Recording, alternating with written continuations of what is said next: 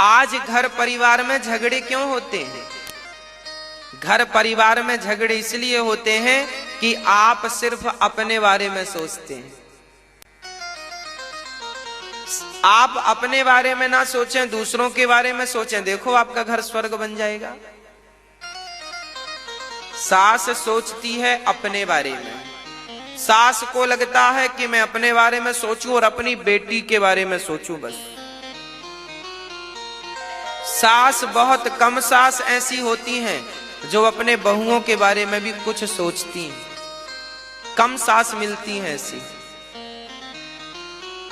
सास अधिकांश हमने देखा है, सास अर्थात मां हमेशा अपनी बेटी के बारे में ज्यादा सोचती है, अपनी बहू के बारे में कम सोचती है।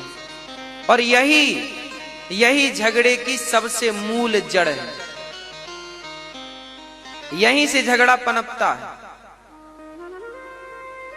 कौन समझाए इन लोगों को कि जितना प्यार तुम अपनी बेटी से करती हो इतना ही प्यार अपनी बहू से करने लग जाओ, जितना सम्मान अपनी बेटी का करती हो। अरे बड़े लोग ये सोचते हैं कि हम तो बड़े हैं, हम थोड़ी सम्मान करेंगे। ना साहब, गलत सोच रहे हैं आप। बड़ा वो नहीं है जो सबसे सम्मान कराए, अरे बड़ा वो बनता है जो सबका आदर करे, सबका सम्मान करे। जितना सम्मान अपनी बिटिया का करती हो इतना सम्मान अपनी बहू का करोगी तो आपके घर में कभी झगड़े नहीं होंगे, और हो जाए तो गारंटी हम लेते हैं, होंगे ही नहीं। सास अपनी बहू से प्यार से बात करे, अपनी बेटी को, बेटी आ जाए मायके तो माँ उसके लिए अचार भी बांधती है, घी भी बांधती है, ये भी ले जा, वो भी ले जा, सब ले जा। और बहू रोज तुम्हारी थाली धुलती है, साड़ी धुलती है, उसे फटी साड़ी भी नहीं देती हो, ये तो गलत बात है।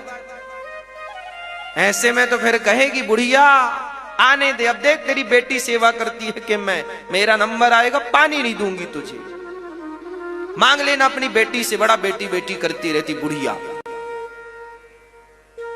फिर बहुएं बदला ले लेती हैं, फिर सासें रोती हैं बहू सेवा नहीं करती। तो तुम्हारे जब हाथ पांव थे, तुम्हारी जब बुद्धि थी, तब तुमने भी तो निष्पक्ष होके काम नहीं किया ना, गलती तुम्हारी भी तो है। क्यों घर में आग लगा लेते हैं आप लोग, क्यों?